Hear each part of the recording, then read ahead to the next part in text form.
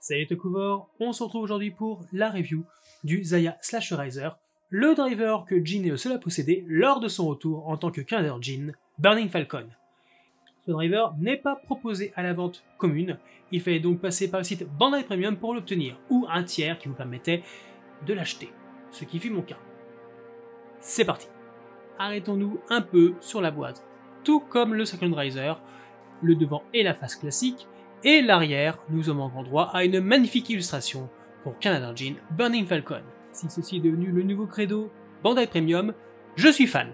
La Progress Key Burning Falcon. C'est tout ce que j'aime. Ce plastique transparent, magnifique, les reflets, tout, j'adore. Honnêtement, j'adore, c'est une très belle Progress Key, je suis très content. C'est encore une fois de la qualité. Y a rien d'autre à dire, c'est le top. C'est top, moi j'adore. J'adore. Mais bon, testons un peu le driver.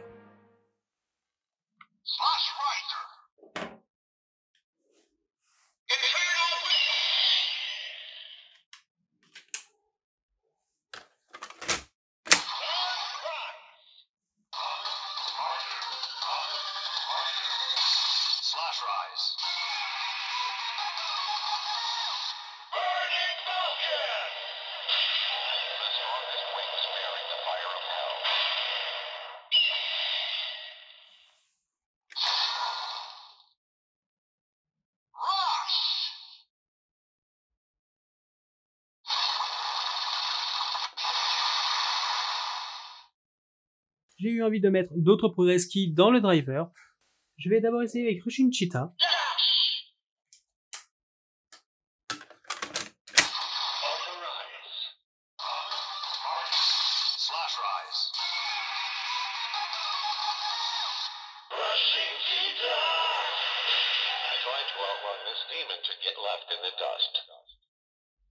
Et maintenant, avec la Sting Scorpion.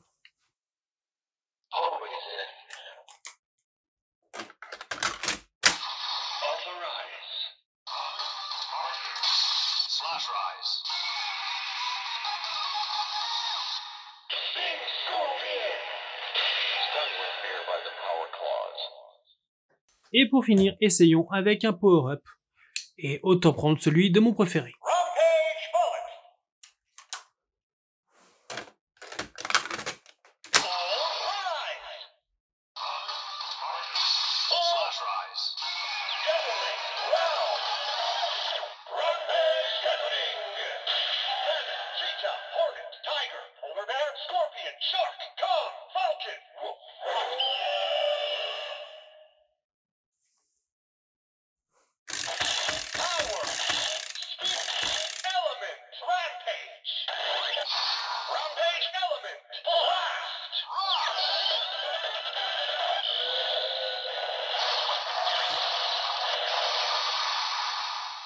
Bah tout ça, c'est pas terrible.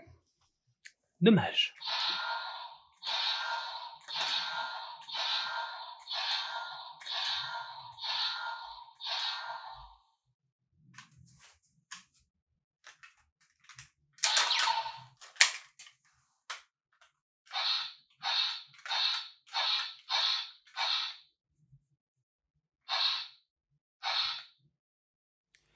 Encore une fois, du respect de la qualité de la part de Bandai. On a ici un objet qui est relativement proche de ce qu'on a vu dans la série. La série étant terminée, c'est triste pour ceux qui l'ont adoré. Et toujours, eh bien, Bandai Premium qui semble vouloir continuer sur cette lancée. Cette illustration qu'on a au dos de la boîte, une illustration que moi j'aime beaucoup. Dommage que le titre de Canada Jin Burning Falcon soit au milieu de l'illustration. J'aurais plutôt vu ça vers le bas, comme ça, pour profiter un peu plus de l'illustration en elle-même. À part ça, la grosse déception, c'est évidemment qu'il n'y a aucune phrase de Jin enregistrée dans la Progress Key, ce qui est dommage, nul. On est quand même sur du Bandai Premium, pas du DX magasin, donc je comprends pas, pour le prix qu'on paye, moi je me serais attendu à ce qu'il y ait quelques phrases à enregistrer, vous voyez, bah c'est dommage, voilà, j'ai rien d'autre à dire, voilà, c'est dommage, sinon bah, je suis très content encore une fois bah, de l'avoir acheté, hein, pour la collection de drivers, hein, et bah, ça fait plaisir, même si Zero One a décidé de faire péter le budget avec tous les drivers. Bon, évidemment, j'ai pas tout acheté hein, comme driver, j'achète juste ceux qui me plaisent vraiment, qui ont un intérêt. À part ça, comment dire, en faisant la vidéo, je me suis rendu compte d'un truc, c'est que ben, la portée de vie du jouet est extrêmement courte. Comparé au Zero One Driver, où tu as eu toutes les progress keys que tu pouvais mettre dedans, tous les power-ups, la forme finale, le Shot Riser, c'est pareil. Le Force Riser, on était quand même à 2 héros, entre guillemets, hein, 2 personnages plutôt, qui l'utilisaient. Il y avait aussi dans le film Reiwa The First Generation, où Alluto l'utilisait également avec sa propre progress key.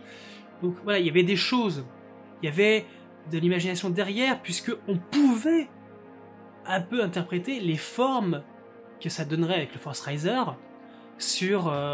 avec d'autres progress keys. Le Thousand Driver a à peu près le même souci que Slash Riser. C'est une portée relativement courte, puisque ce sont des drivers qui sont uniques, avec une forme unique. Il y aura derrière aucune évolution.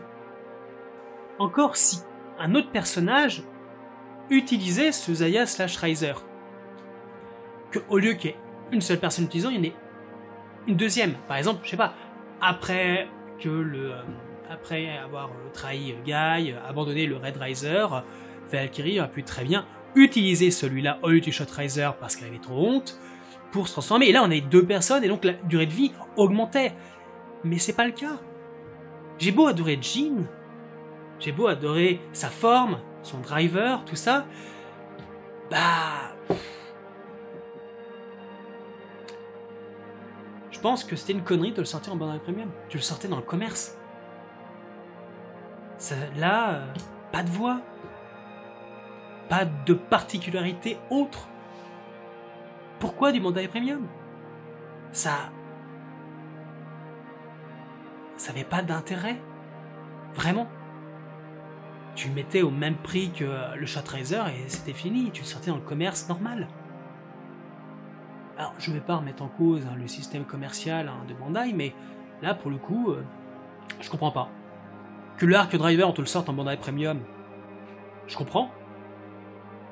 Mais là, celui-là, vu le peu de fonctionnalités, ça n'avait pas grand intérêt, clairement. Et donc, la question se pose donc qu'au vu de son peu de fonctionnalités, de sa faible durée de vie, donc de son peu de temps d'amusement, vais-je le garder? Je crois que, voilà, pigeon mal, comme dirait Arnaud, hein, l'effervescence de la série, tout ça, je le voulais, je me suis précipité, collectionner Tegu, tout ça, et là, maintenant que je l'ai, maintenant que je l'ai testé, maintenant que je me suis amusé avec, et ben... beaucoup de foin pour pas grand-chose. Voilà, je suis mi-figue, mi-raisin, comme je le disais, pas déçu, mais pas en jouer. Donc, affaire à suivre. Enfin, ça me regarde. Par contre, si toi, tu l'as aussi acheté, tu l'as obtenu, dis-moi ce que tu en penses. Es-tu de mon avis ou ne l'es-tu pas? Fais-moi changer d'avis. Je vous attends dans les commentaires. Et si certains d'entre vous veulent l'obtenir, eh bien, je ne saurais que vous conseiller Mandarake ou d'autres sites vous permettant de l'acheter d'occasion, à un prix, je l'espère, je croise les doigts pour vous, raisonnable. Sinon, vous avez toujours les sites où il est vendu, en stock évidemment, mais comme dans le cas d'items eh bien, de séries qui plaisent, appréciées, qui marchent, hein, eh bien, les prix ont augmenté. Donc, si tu le veux vraiment, attends-toi à casser ta tirelire. Je vous dis à bientôt dans une prochaine vidéo. Bye.